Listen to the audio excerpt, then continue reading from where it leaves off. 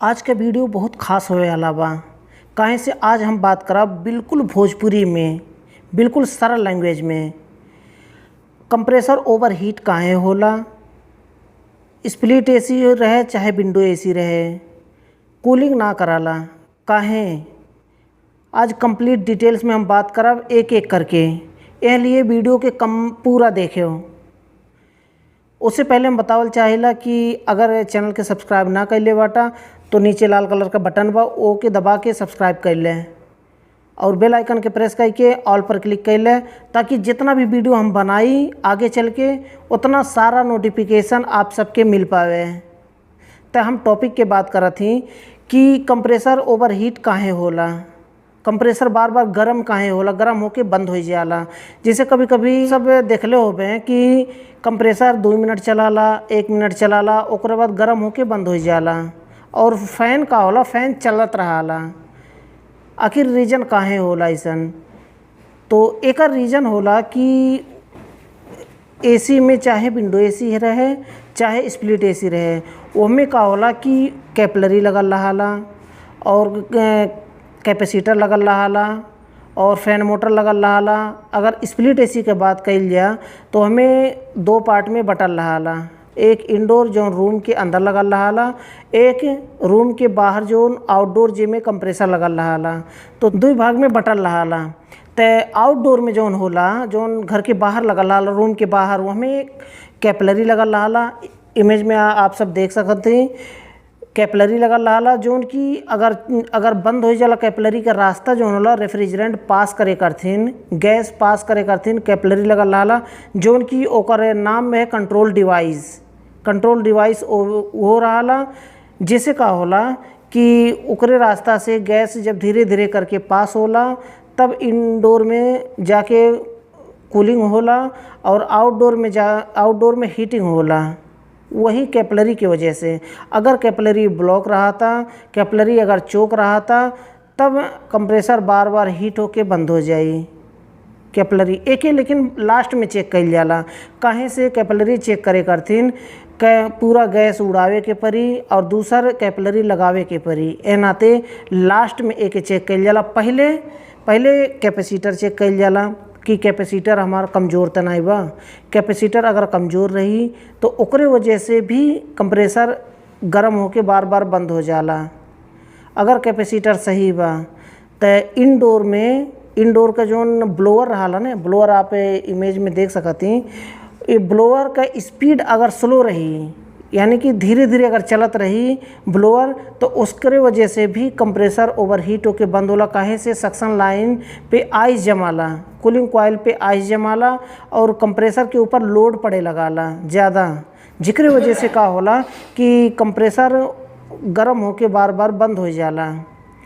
Indoor हो गए, indoor के अगर पीसीबी में प्रॉब्लम बा, जैसे कि पीसीबी में एक रिले लगाला, आप देख सकते हैं इमेज, पीसीबी में रिले लगल रहाला। अगर रिले डायरेक्ट हो गई बा और रिमोट से इंडोर के बंद कराते तो उसे का होला कि इंडोर से बंद कैले के बाद, रिमोट से बंद कैले के बाद भी कंप्रेसर बंद ना होला, इंडोर बंद हो जाला लेकिन कंप्रेसर चलत रहाला, यानी कि रिले आउटपुट सप्लाई देत रहाला।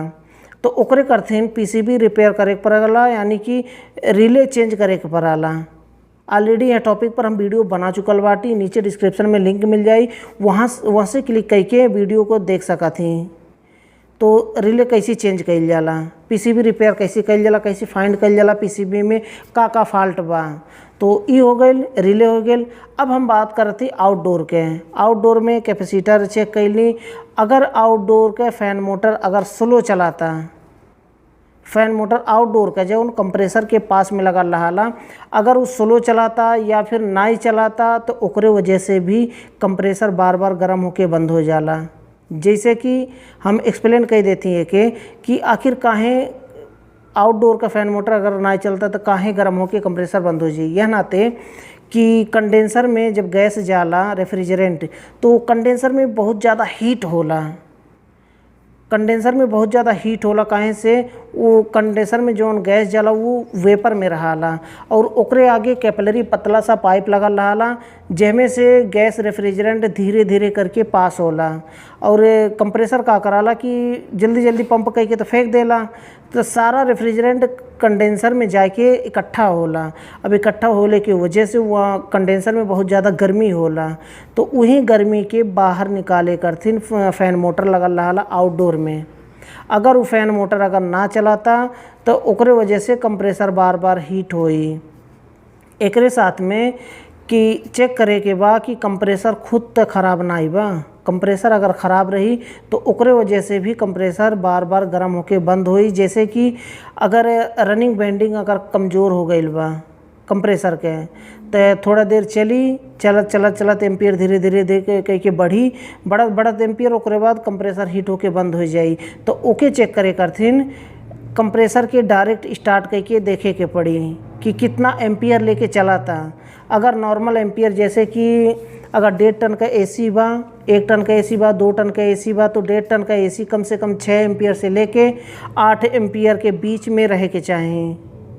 अगर इतना पे चला था लोड पर, अगर बिना लोड के अगर कंप्रेसर चला था तो वहाँ 4 एम्पियर कम से कम 3 एम्पियर 4 एम्पियर ले ही बस।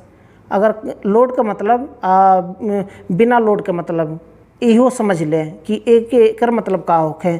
बिना लोड के मतलब कि गैस नाई बा, डिस्चार्ज लाइन, सक्शन लाइन निकालल बा, खाली कंप्रेसर रन कराता, कंप्रेसर के ऊपर कोनो लोड नहीं बा।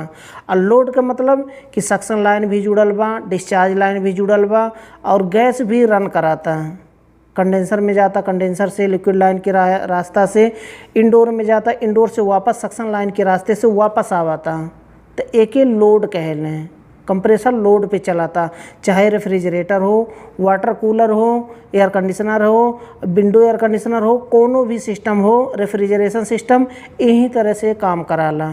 दुनिया में कोनो भी रेफ्रिजरेशन सिस्टम हो यही तरह से काम कराला। हर एक रेफ्रिजरेशन सिस्टम एक बार अगर आप जान गईली कि कौने तरह से विंडो एसी या फिर रेफ्रिजरेटर या तो एयर कंडीशनर स्प्लिट कोनो भी अगर आप जान गईली एक बार रिपेयर करे के सिर्फ एक सिस्टम, तो वही तरह से पूरा दुनिया में जितना रेफ्रिजरेशन सिस्टम बा वही तरह से काम कराला। बस डिफरेंस का रहाला कि कुछ कंप्रेसर 3 फेस पे चलाला, कुछ कंप्रेसर सिंगल फेस पे चलाला, बस इतना सा डिफरेंस रहाला। कुछ सप्लाई आउटडोर में जाला, आउटडोर से इंडोर के जाला, कुछ सप्लाई इंडोर से जाला, इंडोर से आउटडोर के जाला। जैसे कि 3 फेस कंप्रेसर अगर हो गई तो आउटडोर में 3 फेस सप्लाई जाई, वहाँ से आउटडोर से 220 का करंट इंडोर में आई, इंडोर के चलावे करथिन। काहे से जो 3 फेस का सिस्टम होला वो खाली कंप्रेसर के रन करावे करथिन। 3 फेस होला बस इंडोर 220 पे चलाला, यानी कि सिंगल फेस पे चलाला। तो यह तरह से सिस्टम काम कराला दुनिया में कोनो भी रेफ्रिजरेशन सिस्टम हो। तो हमें लगा था कि जितना ये वीडियो में हम बतौले बाटी समझ में आ गई होई, और भी डिटेल्स में हम भोजपुरी लैंग्वेज में और भी बतावे की कोशिश करब। तो आज के लिए बस वीडियो लंबा ना कर चाहती, हमें लगा था कि समझ में आ गई हो। अगर वीडियो पसंद आयल बा तो लाइक ज़रूर कर दे। अगर चैनल के सब्सक्राइब नहीं कैले बाटा तो चैनल के सब्सक्राइब कर ले और बेल आइकन के प्रेस करके ऑल पर क्लिक कर ले, ताकि जितना भी वीडियो हम बनाई आप सबके सबसे पहले मिल पाए और वीडियो को देख पाएँ सबसे पहले।